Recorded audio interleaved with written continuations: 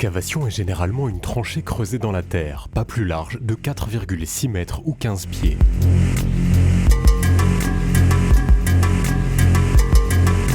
Selon le type de sol et de la profondeur de l'excavation, certaines précautions doivent être prises pour assurer qu'il n'y ait pas de risque d'effondrement ou d'éboulement. Une évaluation des risques doit être effectuée par une personne compétente afin d'identifier les dangers, le type de sol et les mesures de protection nécessaires.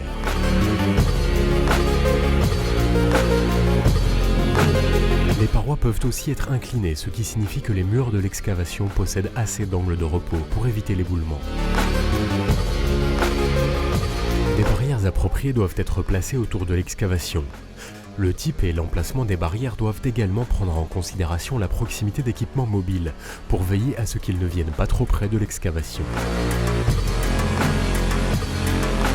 Il doit y avoir des moyens adéquats d'entrée et de sortie pour les fouilles de 1,2 m ou 4 pieds de profondeur ou plus profonde. Les escaliers, les échelles ou autres moyens d'entrée et de sortie doivent être dans 7,6 m ou 25 pieds de tous les travailleurs.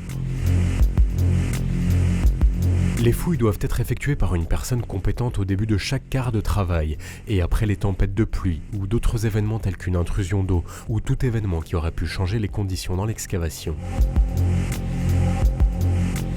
En outre, pour les fouilles plus profondes de 1,2 m ou 4 pieds, l'atmosphère doit être testée pour mesurer le taux d'oxygène ainsi que pour la détection de gaz dangereux s'il y en a.